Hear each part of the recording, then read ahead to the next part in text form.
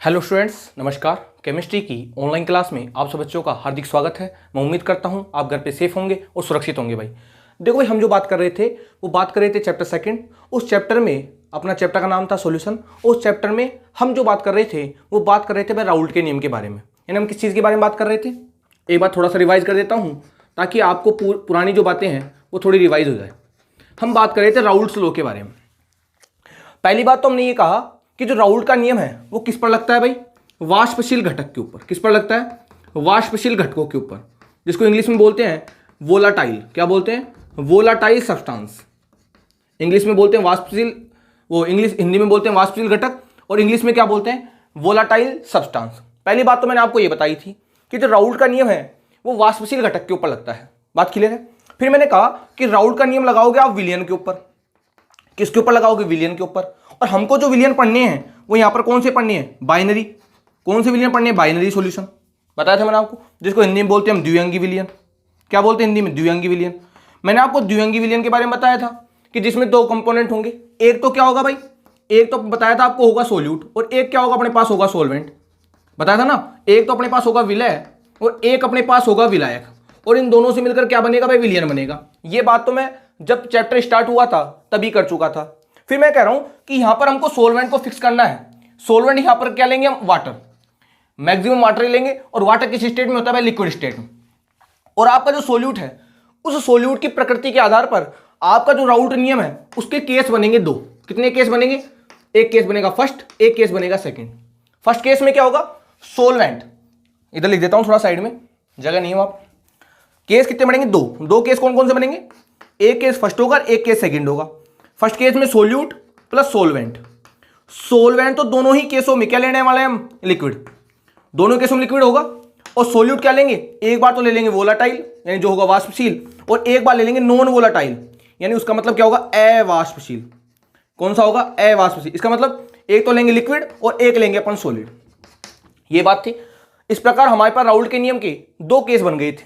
एक केस तो कौन सा, जिसमें वाष्पशील ही विलय हो और वाष्पशील ही विलायक हो, और एक कौन सा था जिसमें अवाष्पशील विलय हो और वाष्पशील क्या हो, विलायक। लेकिन मैंने आपसे कहा था कि ये दोनों मिलकर क्या बनाएंगे, विलयन। और आप जानते हो विलयन की जो भौतिक अवस्था है वो किससे मिलती है भाई, विलायक से। जैसा विलायक होगा वैसा ही विलयन होगा। तो अगर ये भी लिक्विड है तो विलयन भी लिक्विड होगा, अगर विलयन भी लिक्विड है तो बताओ राउल्ट का नियम लगेगा नहीं लगेगा। ये बात पिछले वाले लेक्चर में मैं आपके साथ डिस्कस कर चुका था। फिर मैंने आपको राउल्ट के नियम की परिभाषा बताई थी। क्या परिभाषा बताई थी भाई, मैंने आपको पिछले वाले लेक्चर में राउल्ट के नियम की परिभाषा बताई थी। क्या परिभाषा बताई थी कि एक निश्चित ताप पर किसी भी वाष्पशील घटक का जो वाष्प दाब है, एक निश्चित ताप पर किसी भी वाष्पशील घटक का वाष्प दाब जो है उस घटक की मोल भिन्न के समानुपाती होता है।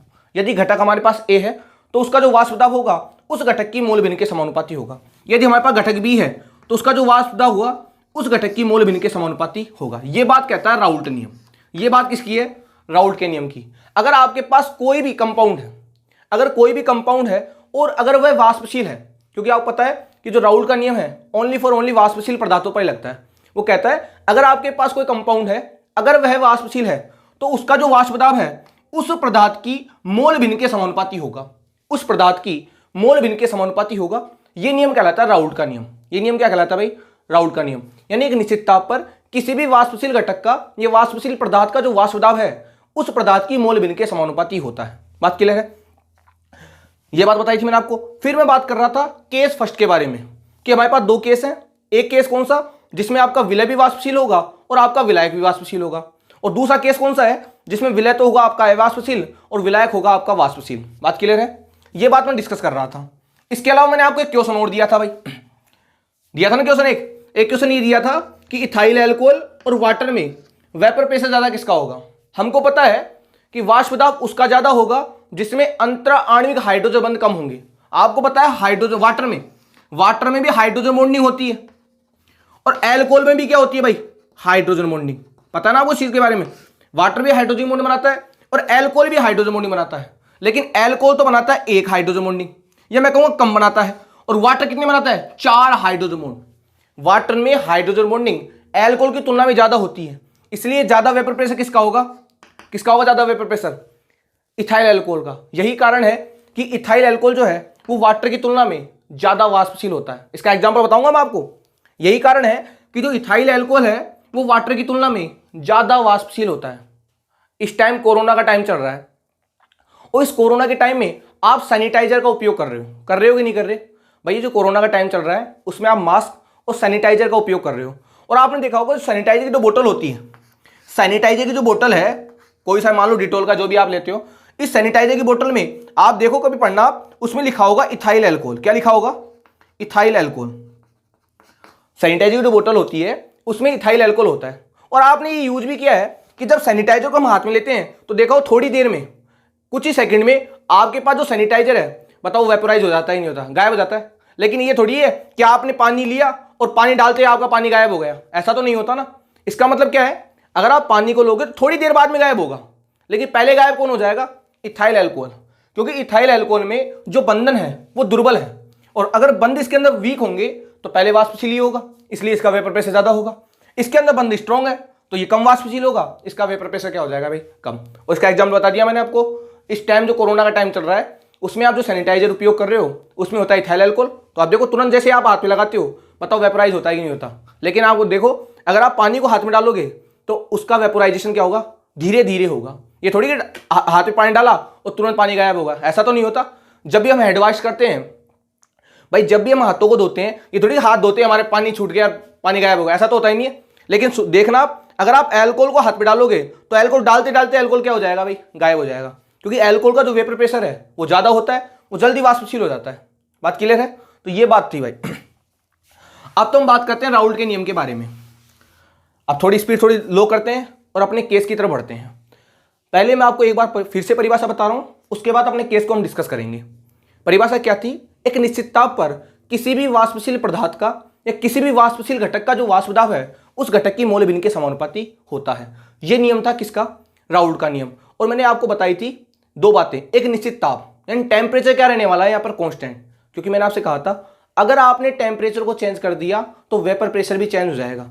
क्योंकि जैसे जैसे टेम्परेचर बढ़ता है वैसे वैसे वेपर प्रेशर का मान भी क्या हो जाता है भाई? इंक्रीज हो जाता है। पता है आपको इस चीज के बारे में? तो स्टार्ट करते हैं हम केस फर्स्ट। केस फर्स्ट क्या था भाई हमारे पास? केस फर्स्ट क्या था?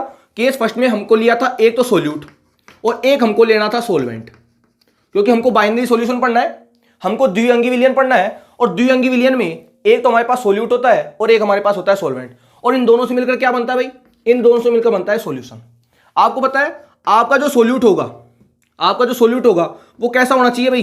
पहले वाले केस में वाष्पशील। सोलवेंट भी कैसा होना चाहिए? वाष्पशील। मतलब ये भी क्या होना चाहिए? ये होना चाहिए वोलाटाइल। ये भी क्या होना चाहिए? वोलाटाइल। ठीक है।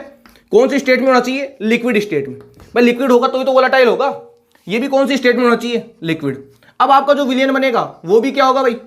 अगर दोनों ही वाष्पशील हैं, भाई सोल्यूट और सोलवेंट दोनों ही वाष्पशील है तो विलयन भी वाष्पशील होने वाला है। क्योंकि सॉल्यूशन किस पे डिपेंड करता है? सोलवेंट पे।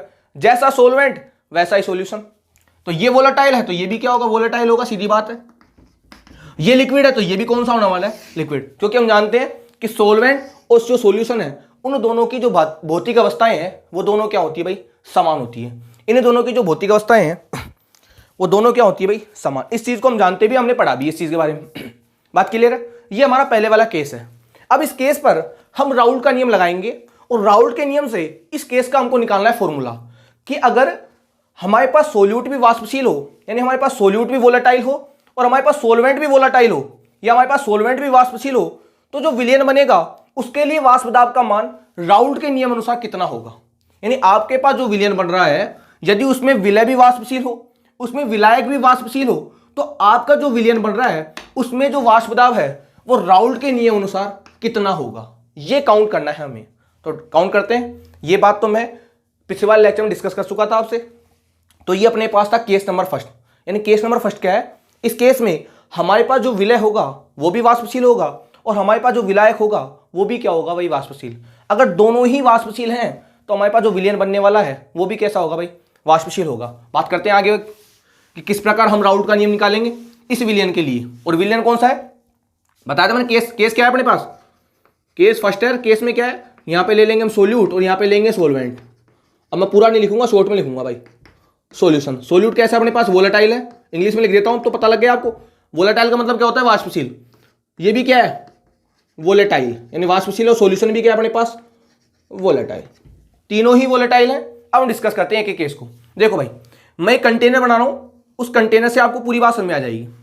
पहली बात तो ये, अगर आप वेपर प्रेशर की बात कर रहे हो भाई, आप सॉल्यूशन का वेपर प्रेशर निकालोगे वाष्प दाब, और आपको पता है जब भी आप किसी भी कंपाउंड का वाष्प दाब निकालते हो तो कंटेनर क्लोज होना चाहिए। क्या होना चाहिए, पात्र कैसा लोगे आप, बंद, क्योंकि खुले पात्र में कभी भी वाष्प दाब को आप काउंट नहीं कर सकते, क्योंकि वहां पर साम्य अवस्था आती ही नहीं है। ये बात तो मैंने बताई थी आपको, शुरू में पढ़ाया था वाष्प दाब। तो मैं दो कंटेनर ले रहा हूं, देखो कंटेनर, एक कंटेनर तो ले लिया मैंने ये, ठीक है, और एक कंटेनर ले लिया मैंने ये। ध्यान से देखना पूरी बातों को आप, इस डायग्राम से आपको पूरी बात क्लियर हो जाएगी भाई, राउल्ट के नियम के फर्स्ट केस के बारे में, कि राउल्ट का नियम का जो फर्स्ट केस है उसका वाष्प दाब राउल्ट के नियम से कैसे निकालेंगे। इसमें तो ले रहा हूं मैं मेरे पास दो कंपाउंड है, एक तो सोल्यूट है और एक अपने पास क्या है, सोलवेंट, और दोनों ही क्या है, वाष्पशील। तो इसको तो मान लिया मैंने ए, इसको मान लिया मैंने बी। मान लो ना मेरी इच्छा से कि मान लो मेरे पास कोई सोल्यूट है, वो क्या है अपने पास ए है, वाष्पशील है। मान लो मेरे पास कोई सोलवेंट है, वो क्या है बी, और वो भी क्या है, वाष्पशील। और आप एग्जांपल भी लेना चाहो तो इसको इथाइल अल्कोहल ले लेना, इसको वाटर ले लेना, क्यों दोनों ही किस स्टेट में होते हैं, लिक्विड स्टेट में होते हैं। भाई आप जानते हो ना, अगर आपको पर्टिकुलर एग्जांपल ही लेना है तो आप वाटर प्लस एथिल अल्कोहल ले लो, ये भी लिक्विड है और ये भी लिक्विड है, ये भी वाष्पशील है और ये भी वाष्पशील है। बताओ उसका एग्जांपल होगा कि नहीं होगा। लेकिन मैं तो सामान्य उदाहरण लेके चल रहा हूं भाई, कि मेरे पास एक वाष्पशील विलय है, वो अपने पास ए है, एक वाष्पशील विलायक है, वो अपने पास क्या है भाई, बी है। अब देखो ध्यान से, तो एक कंटेनर में तो ले लिया मैंने ए, ये ए है, ये ए कौन है भाई, सोल्यूट, और एक कंटेनर में ले लिया मैंने बी, ये बी कौन है भाई, सोलवेंट है। लिख देता हूं उसके नीचे, ये तो अपने पास है सोल्यूट और ये अपने पास है सोलवेंट, यानी ये तो अपने पास विलय है और ये अपने पास है विलायक।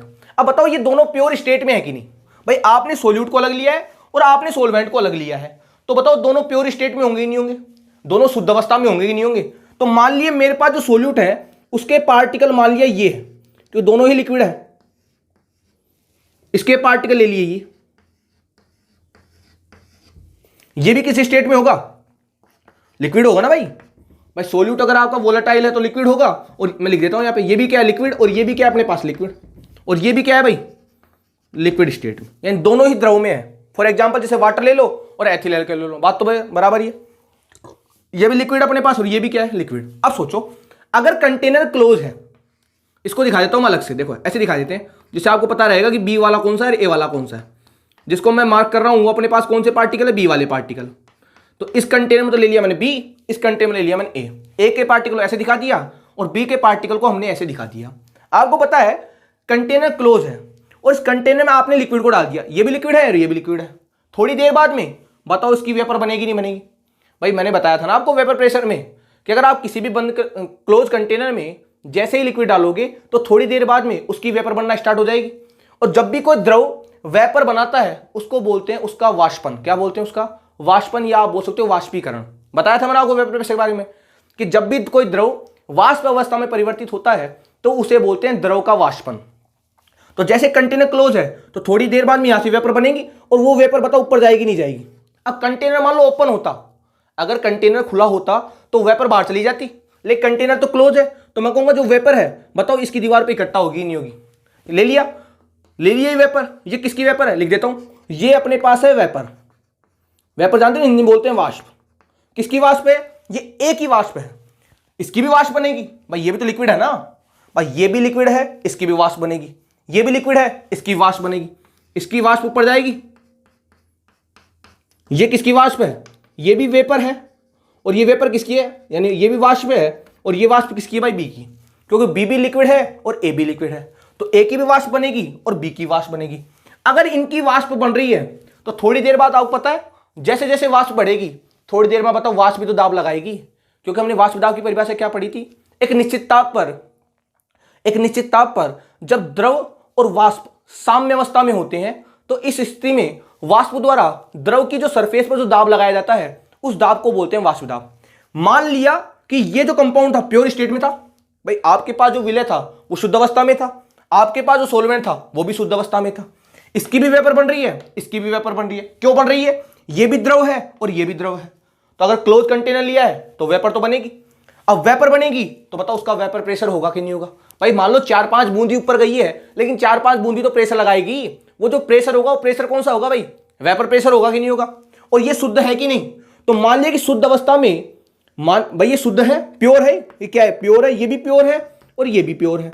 मान लिया कि शुद्ध अवस्था में इसकी जो वेपर बन रही है उसका प्रेशर है PA0। क्या लिख लिया अपन ने, PA0। P क्या है, प्रेशर, नोट क्या है, प्योर स्टेट में, और A क्या है, सोल्यूट, क्योंकि सोल्यूट को हमने ये माना है। बात समझ में आ रही है आपको, वापस सुन लो बात ध्यान से। हमारे पास दो कंटेनर है, एक कंटेनर में हमने A ले लिया, एक कंटेनर में हमने B ले लिया। A को माना है हमने सोल्यूट और B का माना है हमने सोलवेंट, और दोनों किस स्टेट में, प्योर स्टेट में, शुद्ध अवस्था में है। ये भी लिक्विड है अपने पास, ये भी लिक्विड है, क्योंकि अगर ये भी वाष्पशील होगा और ये भी वाष्पशील होगा तो दोनों को लिक्विड होना है। ये भी लिक्विड है अपने पास, ये भी लिक्विड है। ऐसा मान लो ना, इसमें इथाइल अल्कोहल है, इसमें वाटर है, तो इथाइल अल्कोहल भी लिक्विड होता है और वाटर भी लिक्विड होता है। अब थोड़ी देर बाद में उसकी वेपर बनेगी, तो वेपर कहां चली जाएगी, कंटेनर की दीवार पर। अगर वेपर बनेगी तो बताओ उसका वेपर प्रेशर होगा कि नहीं होगा, उसका वाष्प दाब होगा। हमने मान लिया कि इस वेपर का शुद्ध अवस्था में वाष्प दाब कितना है, PA0, और इसका कितना है शुद्ध अवस्था में वाष्प दाब, इसका मान लिया हमने PB0। P क्या है, प्रेशर, कौन सा प्रेशर, वेपर प्रेशर। B क्या है, कंपोनेंट, और नोट क्या दिखा रहा है, नोट, जीरो को क्या बोलते हैं, नोट। नोट का मतलब क्या होता है, शुद्ध अवस्था में, कि शुद्ध अवस्था में इस B का जो वाष्प दाब है वो PB0 है, और शुद्ध अवस्था में इस A का जो वाष्प दाब है वो PA0 है। बात सही है। अब मैं मान रहा हूं, माना मैंने मान लिया है, आप भी मान सकती हो, माना PA0 ग्रेटर देन PB0 है। क्या मान लिया हमने कि जो PA0 है, यानी इस वेपर का जो प्रेशर है, वेपर यानी A घटक का, यानी विलय का जो वेपर प्रेशर है वो विलय की तुलना में क्या है, ज्यादा। मैंने क्या मान लिया कि जो विलय का जो वेपर प्रेशर है, भाई ये सोल्यूट क्या है, भाई A क्या है हमारे पास, विलय, और इसका वेपर प्रेशर क्या बन रहा है, PA0। B क्या है, विलायक, और इसका वेपर प्रेशर कितना है, PB0। मैंने मान लिया कि शुद्ध अवस्था में ये जो PA0 है उसका मान PB0 से ज्यादा है। क्या ले लिया, PA0 ग्रेटर देन PB0। तो देख लो आप ध्यान से, यहां कितनी बनाई मैंने बूंदे, 1 2 3 बूंदे, यहां कितनी बनाई, 2 बूंदे, मतलब 3 बूंदों का वाष्प दाब ज्यादा होगा और 2 बूंदों का वाष्प दाब क्या होगा, कम। अब आप कहोगे सर आपने ये क्यों माना, आप ये भी तो ले सकते थे कि PB0 ग्रेटर देन PA0, यानी सर आप इसके भी प्रेशर को बढ़ा सकते थे। मान सकते हो, कोई समस्या नहीं है, लेकिन मैं ये मान के चल रहा हूं कि जो PA0 है उसकी वैल्यू किससे ज्यादा है, भाई PB0 से। ये हमने मान लिया है। बाद में आपको ये बता दूंगा कि आप PB0 को भी ग्रेटर देन ले सकते हो PA0 से, तो फॉर्मूला अलग हो जाएगा और इससे जो फॉर्मूला आएगा वो दोनों अलग आएंगे। क्लियर है, आप ये भी ले सकते हो और आप ये भी ले सकते हो। पहले मैं ये मान के चल रहा हूं कि ये जो PA0 है उसकी वैल्यू उस PB0 से क्या है, भाई ज्यादा है। बात क्लियर है, यहां तक की बात तो शायद आपको समझ में आ गई होगी कि मैं क्या कहना चाहता हूं। एक माइक सेट कर लेता हूं कि जो PA0 की वैल्यू है वो PB0 से क्या है, भाई ज्यादा। यहां तक बात क्लियर है कि जो PA0 की वैल्यू है वो PB0 से क्या है, ज्यादा। एक बार फिर से रिवाइज कर देता हूं ताकि आपको बातें पूरी क्लियर समझ में आ जाएगी। हमने 2 कंटेनर लिए, क्लोज कंटेनर, इसमें डाल दिया विलय, इसमें डाल दिया विलायक। विलय भी द्रव अवस्था में है और विलायक भी द्रव अवस्था में है। विलय भी शुद्ध अवस्था में है और विलायक भी शुद्ध अवस्था में है। अगर आपने लिक्विड डाला है और कंटेनर को बंद कर दिया तो थोड़ी देर बाद में उसकी वेपर बनेगी, बन गई वेपर। सोलवेंट की वेपर बनेगी क्योंकि वो भी किस अवस्था में है, द्रव अवस्था में।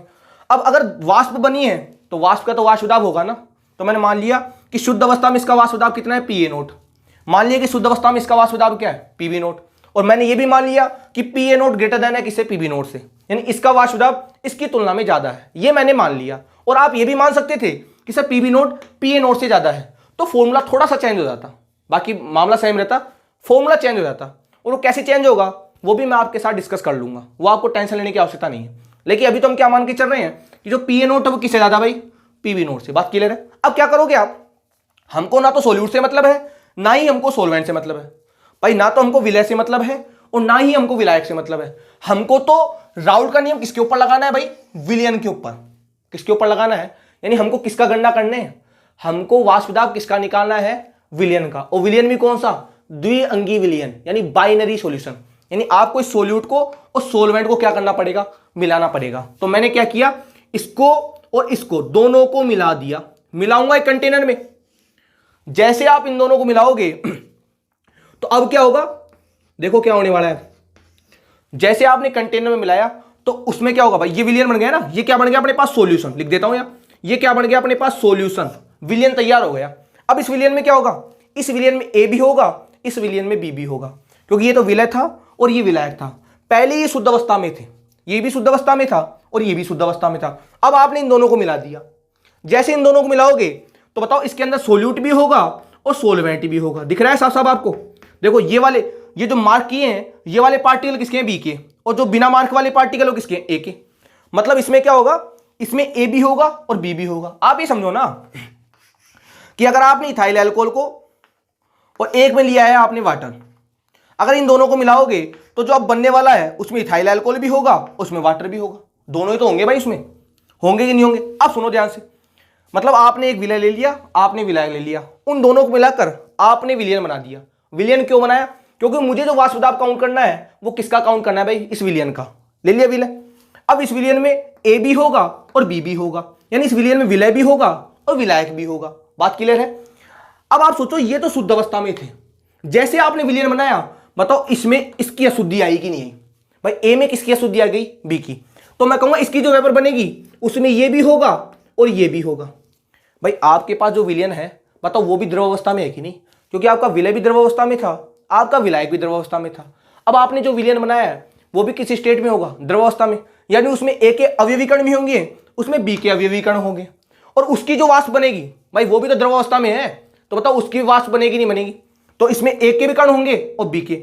मान लिया कि इसकी अवस्था में जो वाष्प दाब है अपने पास पी ए है और इसका जो वाष्प दाब अपने पास है पी बी। कितना है अपने पास? P B. क्या मान लिया? पहले शुद्ध अवस्था में वाष्प दाब कितना था? P A note.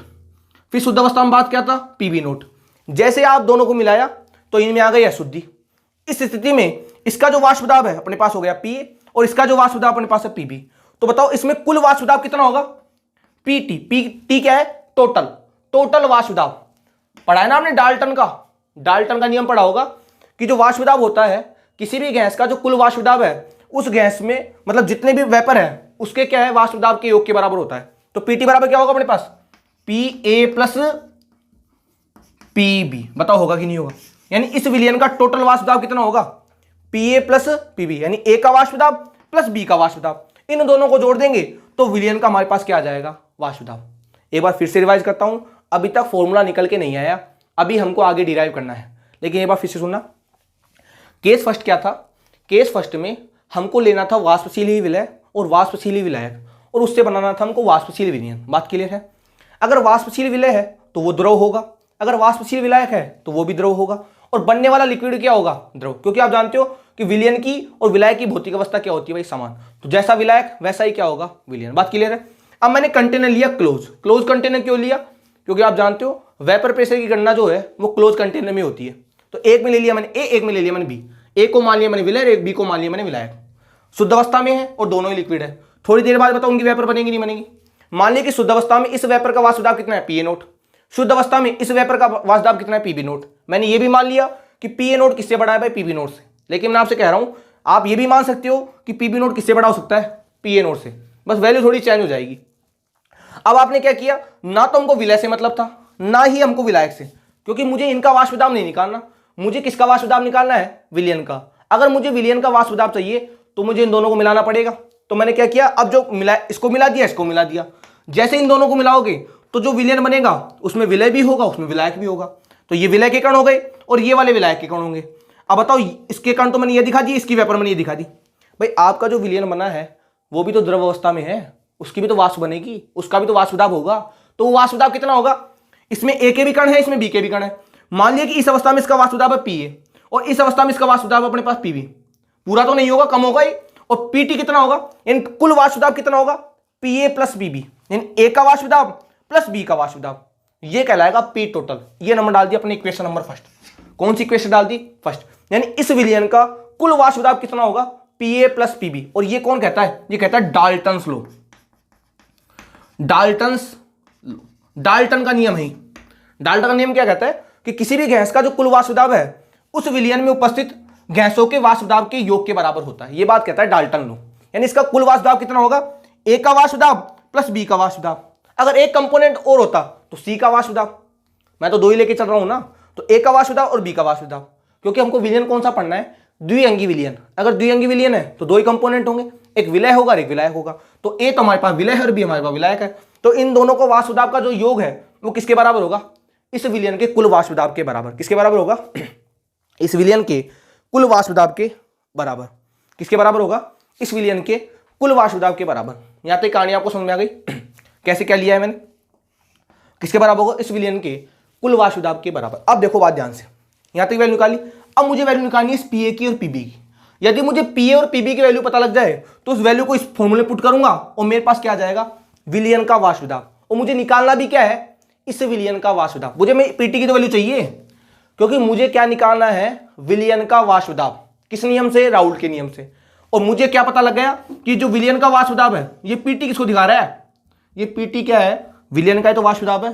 पीटी किसके बराबर, पीए प्लस पीबी। यदि मुझे पीए की वैल्यू पता लग जाए, यदि मुझे पीबी की वैल्यू पता लग जाए, तो उन दोनों वैल्यू को मैं रख दूंगा।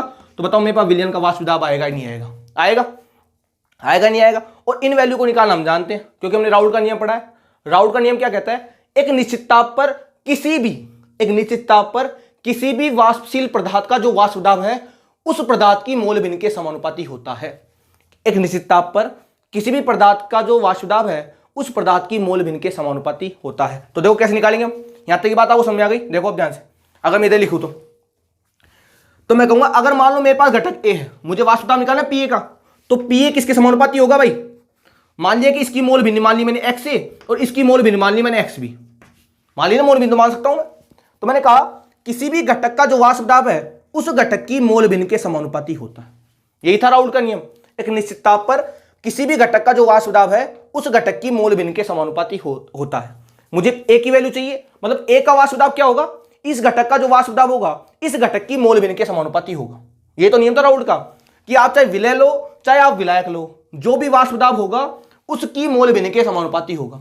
यदि आपके पास विलय ए है, यदि आपके पास विलय ए है तो इसका जो वाष्प दाब है वो क्या किसके समानुपाती होगा, इसकी मोल भिन्न के। मान लिया कि इसकी मोल भिन्न कितनी है अपने पास, एक्स ए। और बी का वाष्प दाब क्या होगा, ये किसके समानुपाती होगा, एक्स बी के। पता होगा कि नहीं होगा। जैसे ही आप यहां से समानुपाती स्थिरांक घटाओगे, जैसे यहां से समानुपाती स्थिरांक घटाओगे, इसको साइड में लिख देता हूं। एक फॉर्मूला क्या बन के आएगा अपने पास, एक फॉर्मूला बन गया अपना P A proportional to X A, और एक फॉर्मूला क्या बनेगा, पीबी समानुपाती किसके, एक्स बी के। और ये कहां से लिखा है हमने, ये किससे लिखा है, हमने लिखा है ये राउल्ट के नियम से। क्यों, राउल्ट का नियम क्या कहता है, एक निश्चित ताप पर, एक निश्चित ताप पर किसी भी घटक का जो वाष्प दाब है उस घटक की मोल भिन्न के समानुपाती होता है। यदि हमारे पास घटक ए है तो इसका जो वाष्प दाब होगा एक्स ए के समानुपाती होगा, और हमको विलायक का निकालना बी, तो विलायक का जो वाष्प दाब है इसकी मोल भिन्न के समानुपाती होगा। ये किससे निकाला, राउल्ट के नियम से। और जब भी आप समानुपाती स्थिरांक हटाते हो तो आपको एक क्या, जब भी आप समानुपाती हटाते हो तो आपको एक स्थिरांक लगाना होता है। तो क्या बनेगा, पी ए बराबर, इसको हटाओगे तो लगाना पड़ेगा आपको P A naught X A, equation number 2। इसको हटाओगे तो क्या बनेगा, पी बी इक्वल टू क्या बनेगा, P B naught X B, equation number 3। ये हटाया, कांस्टेंट लगा दिया पी ए नोट, ये हटाया, कांस्टेंट लगा दिया पी बी नोट। अब यहां से निकल गई पी ए की वैल्यू और यहां से निकल गई पी बी की वैल्यू। इस वैल्यू को पुट कर देंगे यहां पे। बताओ पी टी बराबर क्या आएगा अपने पास, P A naught X A plus P B naught X B. बताओ वैल्यू निकल के आई नहीं, ये वैल्यू होगा इक्वेशन नंबर 2। कौन सी इक्वेशन हो गई ये, इक्वेशन नंबर 2। आगे की इक्वेशन को अगले वाले लेक्चर में डिराइव करेंगे। आज के लिए इतना ही, लेकिन आपको यहां तक की कहानी समझ में आ गई होगी कि केस फर्स्ट में राउल्ट का नियम किस प्रकार समझाया जाता है। बात क्लियर है। आज के इतना ही, धन्यवाद।